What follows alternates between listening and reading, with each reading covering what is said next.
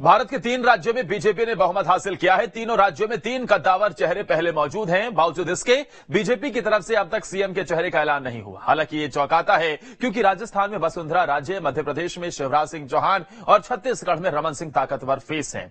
तो सवाल यह है कि आखिर इतनी देरी क्यों?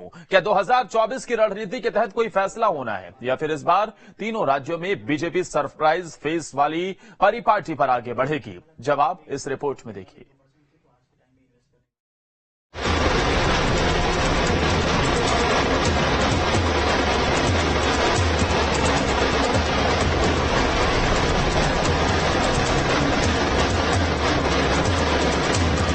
तीन राज्य सीएम की रेस, सरप्राइज होगा फेस।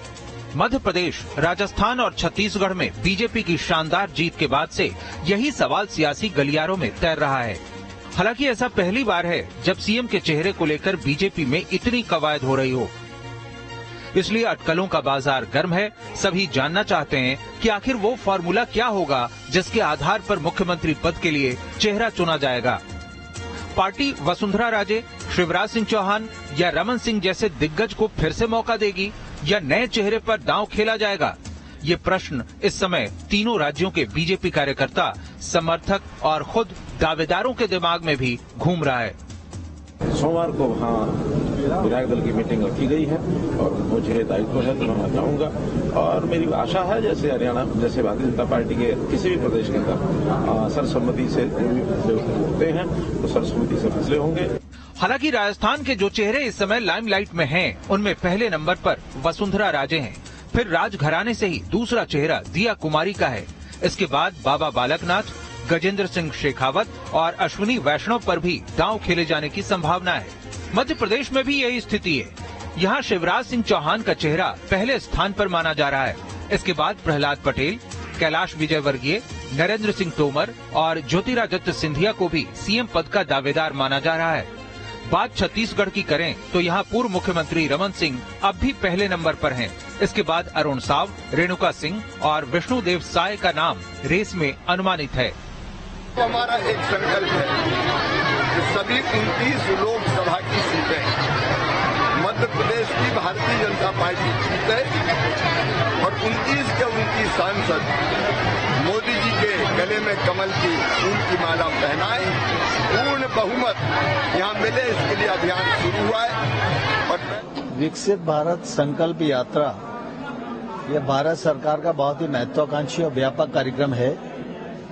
इस यात्रा के माध्यम से सारे देश को, भारत को विकसित भारत बनाने के लिए संकल्पबद्ध करना है। अब प्रश्न ये है कि जब मध्य प्रदेश, राजस्थान और छत्तीसगढ़ में 3 चेहरे पहले से ही जनता के बीच स्वीकार्य माने जा रहे थे, तो फिर नए चेहरे पर कवायद की जरूरत क्या है?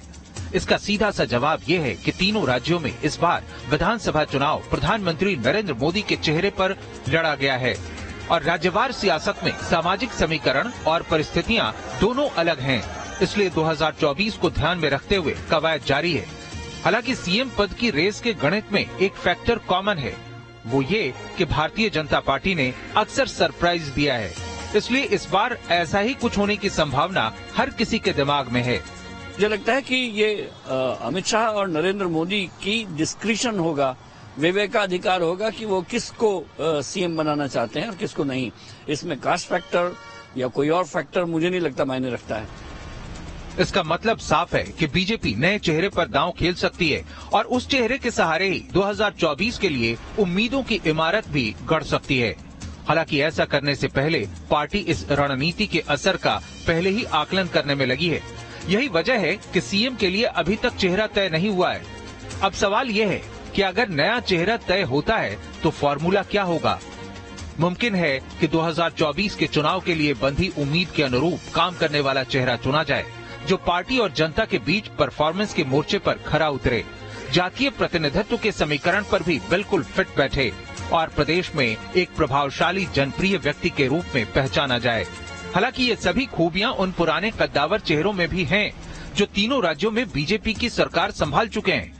लेकिन हो सकता है कि आंतरिक रिपोर्ट के आधार पर बीजेपी के शीर्ष नेतृत्व ने इन्हें बदलने का फैसला लिया हो। अलबत्ता तीनों राज्यों के कद्दावर नेताओं की अपनी एक अलग छवि है। वसुंधरा राजे के पास सरकार चलाने का अनुभव है, वो बीजेपी को खड़ा करने वाली राजमाता सिंधिया की बेटी हैं और पूरे राजस्थान में एक प्रभावशाली चेहरा भी हैं। वहीं शिवराज सिंह की बात करें तो वो मध्य प्रदेश में एक जनप्रिय नेता के रूप में जाने जाते हैं। महिलाओं से संबंधित योजना चलाने के लिए प्रसिद्ध हैं और 16 वर्ष तक बीजेपी की सरकार प्रदेश में चलाने का उन्हें अनुभव भी है। ऐसा ही छत्तीसगढ़ के पूर्व सीएम रमन सिंह का फेस भी है। वो छत्तीसगढ़ में लोकप्रिय हैं। उन्होंने खाद्यान्न सुरक्षा देने के लिए एक बड़ी योजना शुरू की, जिससे उन्हें चाउल वाले बाबा का नाम भी मिला और उनके पास 15 साल सरकार चलाने का अनुभव भी है। यानी इन चेहरों को सीधे दरकिनार नहीं किया जा सकता, क्योंकि ये प्रदेश के ताकतवर चेहरे हैं जो पूरे प्रदेश की जनता के बीच पैठ रखते हैं। लेकिन बीजेपी का अपना एक रिकॉर्ड है। ये रिकॉर्ड खास तौर पर 2014 के बाद और भी मजबूत हुआ है। रिकॉर्ड है सरप्राइज फेस का। 2014 में नरेंद्र मोदी के प्रधानमंत्री बनने के बाद गुजरात में एक surprise CM face Anandiben Patel का था। इसके बाद 2016 में भी विजय रूपाणी को गुजरात का सरप्राइज सीएम बनाया गया और 2021 में भी गुजरात में दावेदार चेहरों को छोड़कर भूपेंद्र भाई पटेल को मुख्यमंत्री पद सौंपा गया। ठीक ऐसे ही 2014 में हरियाणा में राज्य में हुए चुनाव के बाद सभी अटकलों को विराम देते हुए मनोहर लाल खट्टर सीएम बनाए गए। बात झारखंड की करें तो 2014 में बीजेपी ने चुनाव जीतकर यहां बिल्कुल नए चेहरे रघुवर दास को मुख्यमंत्री बनाया। यही एक्सपेरिमेंट देवभूमि उत्तराखंड में भी हुआ। त्रिवेंद्र सिंह रावत के बाद मार्च 2021 में बीजेपी ने तीरथ सिंह रावत को सीएम पद की कमान सौंप दी। इसके बाद 2021 में ही जुलाई के महीने में पुष्कर सिंह धामी को सीएम फेस बना दिया।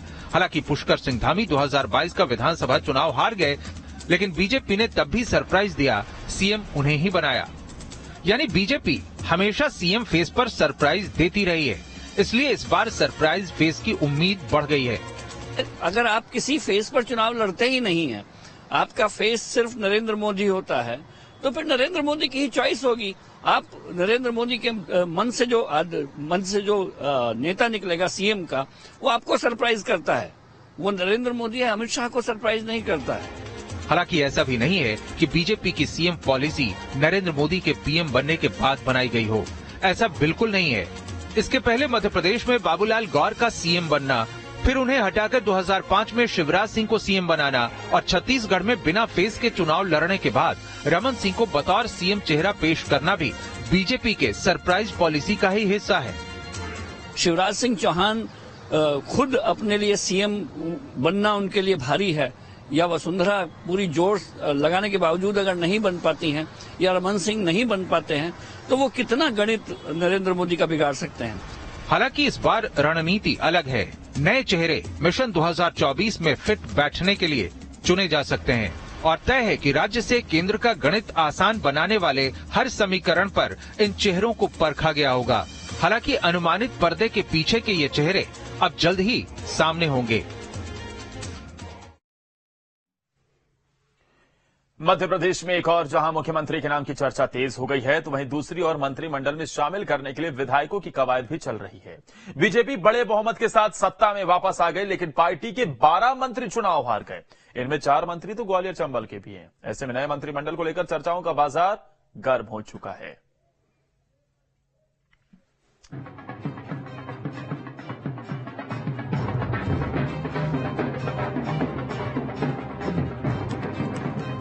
मध्य प्रदेश के रण में भारतीय जनता पार्टी ने बड़े बहुमत के साथ सत्ता में वापसी की है। अब पार्टी मुख्यमंत्री के साथ साथ मंत्रिमंडल बनाने की भी तैयारी में जुट गई है। मुख्यमंत्री कौन बनेगा, इसका फैसला आने वाले दिनों में हो जाएगा, लेकिन लोकसभा चुनाव नजदीक है। ऐसे में मंत्रिमंडल में किसे शामिल किया जाए, इसकी चर्चा भी शुरू हो गई है। आपको बता दें, प्रदेश सरकार के 31 मंत्रियों में से 12 मंत्री चुनाव हार गए हैं। इनमें ग्वालियर चंबल अंचल के 4 मंत्री रहे नरोत्तम मिश्रा, भारत सिंह कुशवाहा, महेंद्र सिंह सिसोदिया और सुरेश धाकड़ चुनाव हार गए हैं। ऐसे में अब इनके स्थान पर ग्वालियर चंबल से कुछ नाम मंत्रिमंडल की रेस में शामिल हो गए हैं, जिनमें सबसे ऊपर है ग्वालियर से प्रद्युमन सिंह तोमर और नारायण सिंह कुशवाहा। वहीं भिंड जिले से नरेंद्र सिंह कुशवाहा, राकेश शुक्ला और अम्बरीश शर्मा का नाम भी आगे चल रहा है। वहीं सिंधिया के खास मोहन सिंह राठौर का नाम भी चर्चा में है। जैसे ग्वालियर से अगर हम बात करें तो ग्वालियर से 2 मंत्री बनने की संभावना हमेशा रहती है। और नारायण सिंह कुशवाहा चूंकि पहले मंत्री रह चुके हैं, इस बार उनको कैबिनेट मंत्री बनाया जा सकता है। और प्रद्युम्न सिंह तोमर पहले से ही कैबिनेट मंत्री हैं, तो निश्चित तौर पर उनका परफॉर्मेंस भी ठीक था, सिंधिया जी के नजदीक थे। भिंड में अभी संभावना है कि एक ठाकुर एक ब्राह्मण को मिनिस्टर बनाएं। नरोत्तम मिश्रा चुनाव हार गए हैं। ऐसे में ब्राह्मण वर्ग को साधने के लिए जो नाम सबसे आगे चल रहा है वो है राकेश शुक्ला और अमरीश शर्मा का। राकेश शुक्ला तीसरी बार ग्वालियर से निर्वाचित हुए हैं, तो वहीं अमरीश शर्मा ने लाहार से कांग्रेस के दिग्गज गोविंद सिंह को हराया है। क्षत्रिय वर्ग को खास रखने के लिए भिंड के विधायक नरेंद्र सिंह कुशवाहा का नाम चर्चा में है, तो वहीं सिंधिया के खास सुमावली से विधायक ऐदल सिंह कंसाना ओबीसी वर्ग को साध सकते हैं। देखो क्या है, योग्यता क्षमता के साथ साथ भारतीय जनता पार्टी का जैसा कंसेप्ट है कि हम सामाजिक समरसता में भी विश्वास रखते हैं, तो उस तरह से सभी लोगों को साथ में लेके, जैसा मोदी जी का नारा है सबका साथ सबका विकास सबका विश्वास, उसमें सब लोग सहमत रहते हैं और उसी हिसाब से मंत्रिमंडल बनेगा। है ये तो आने वाले दिनों में साफ हो जाएगा कि किसके हिस्से क्या आता है, लेकिन एक बात साफ है कि मंत्रिमंडल गठन में 2024 के लोकसभा चुनाव का फैक्टर जरूर देखा जाएगा।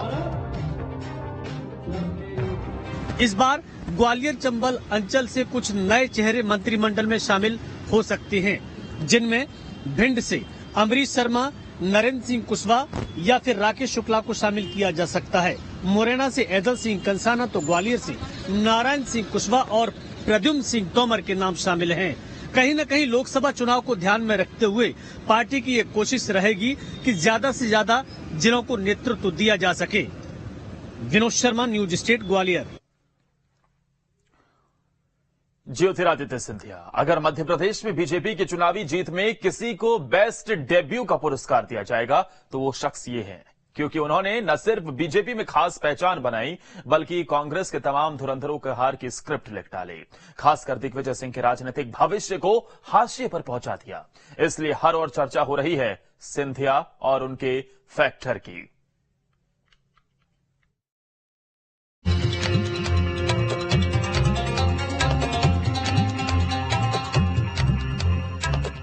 मध्य प्रदेश विधानसभा चुनाव का परिणाम आ गया है। बीजेपी ने प्रचंड बहुमत से जहां सरकार बनाई है, तो वहीं कांग्रेस की हाथ निराशा लगी। हर ओर मोदी और शिवराज की चर्चा हो रही है, लेकिन इस बीच एक ऐसा नाम भी लाइमलाइट में बना हुआ है जिसने 3.5 साल में पूरे राजनीतिक परिदृश्य को बदलने में बड़ी भूमिका निभाई। वो नाम है ज्योतिरादित्य सिंधिया। तो बोले कितने भी नफरत का बीज हम उसे स्नेह का गुलदस्ता बना देंगे।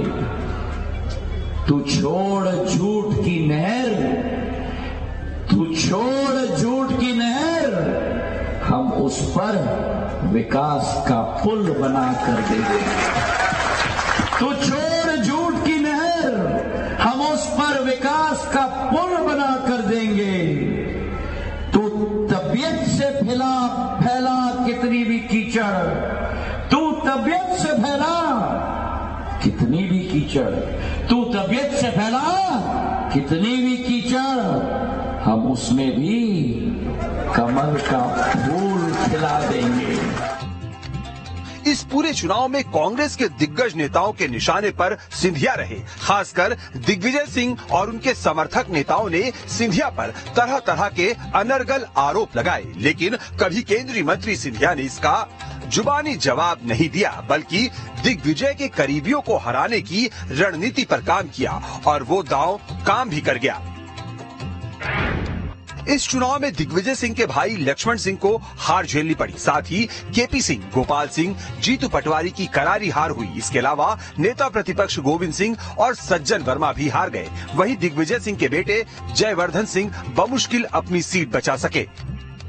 माना जाता है कि ग्वालियर, चंबल और मालवा क्षेत्र में सिंधिया परिवार की बहुत इज्जत है और लोग आज भी महल के आदेश मानते हैं। इसलिए सिंधिया ने जमकर इन क्षेत्रों में प्रचार किया और जब सिंधिया पर वार हुआ तो वोटर ने अपने मत से इसका जवाब दिया। दिग्विजय सिंह जी हो, प्रियंका गांधी हो या इनके समर्थक नेता हो, जिन्होंने ज्योतिरादित्य सिंधिया जी पर ओछी टिप्पणियां की थी, परिवार तक चले गए थे, कद पर टिप्पणी की थी, जनता कभी भी इस असभ्य भाषा को अपने प्रिय नेता के खिलाफ सुनना पसंद नहीं करती है और जवाब मिला है जिस प्रकार से प्रचंड बहुमत के साथ भारतीय जनता पार्टी जीत कर आई है। हालांकि कांग्रेस इस बात को मानने के लिए अब भी तैयार नहीं है। कांग्रेस का कहना है कि हार के कई और फैक्टर हो सकते हैं। सिंधिया जी का तो कोई फैक्टर ही नहीं है, बहुत बड़ा विषय है। इसके ऊपर अगर जाएंगे कैसे कौन हारा है, बहुत सारे सवाल भी खड़े होते हैं उस पे। सिंधिया जी का कोई विषय नहीं है। सिंधिया जी पे तो हम सब हमलावर हैं और हम सब उन सब पे हमलावर होते हैं जो लोकतंत्र का हनन करते हैं, लोकतंत्र की हत्या करते हैं। तो ये सिंधिया जी का कोई विषय नहीं है। कांग्रेस चाहे कुछ भी कहे, लेकिन एक बात साफ है कि अब आने वाला समय दिग्विजय सिंह के राजनीतिक जीवन के लिए कठिन होने वाला है, क्योंकि उनकी गुटबाजी ने कहीं न कहीं पार्टी को नुकसान पहुंचाया है। हम देखते हैं सिंधिया का प्रभाव निमाड़ मालवा और इधर मध्य भारत के कुछ इलाकों में, वहां भी पार्टी ने उनका उपयोग किया। उन्होंने भी लगभग 70-80 जो है विधानसभा क्षेत्रों का दौरा किया था, तो वहां ज्यादातर सीटें भारतीय जनता पार्टी जीती है और चुनाव प्रचार में निश्चित तौर पर पार्टी को कुछ लाभ हुआ है। उसमें खास तौर पर दिग्विजय सिंह तो अलग थलग पड़ी गए और उनके भविष्य को लेकर तो बहुत ज्यादा है नहीं। खैर, अब आगे चुनौती बड़ी है, क्योंकि लोकसभा चुनाव की घड़ी आने वाली है। ऐसे में देखना होगा कि कैसे कांग्रेस सिंधिया फैक्टर से निपटती है और दिग्विजय सिंह के जुबानी वार पर क्या रोक लगाती है, जिससे कि ज्योतिरादित्य सिंधिया का अब बीजेपी में कद बढ़ा है, तो वहीं कांग्रेस में दिग्विजय सिंह के राजनीतिक भविष्य पर सवाल खड़े हो गए हैं। वीडियो जर्नलिस्ट आशु के साथ नीलम गुरवे, न्यूज स्टेट भोपाल। 3 राज्यों में प्रचंड बहुमत से मिली जीत के बाद बीजेपी गदगद है, लेकिन अब तक सीएम फेस को लेकर कुछ साफ नहीं हो पाया है और चर्चाओं का बाजार गर्म है। इसी के साथ मुख्यमंत्री की रेस में सिंधिया परिवार के नाम की भी गूंज सुनाई दे रही है, या यूं कहें कि बुआ और भतीजे की ओर सियासी समीकरण बनने लगता है। कैसे, आइए समझते हैं इस पूरे समीकरण को। वसुंधरा राजे सिंधिया और ज्योतिरादित्य सिंधिया के मुख्यमंत्री बनने के रास्ते में एक अड़चन सबसे बड़ी परिवारवाद की खड़ी हो गई है, क्योंकि वसुंधरा अगर राजस्थान की मुख्यमंत्री बनती हैं, तो मध्य प्रदेश में ज्योतिरादित्य सिंधिया सीएम नहीं बनाई जाएंगी और ज्योतिरादित्य बनते हैं तो वसुंधरा का रास्ता बंद हो जाएगा। जानकारों का यह भी कहना है कि भारतीय जनता पार्टी लोकसभा चुनाव को ध्यान में रखते हुए परिवारवाद से दूरी बनाएगी।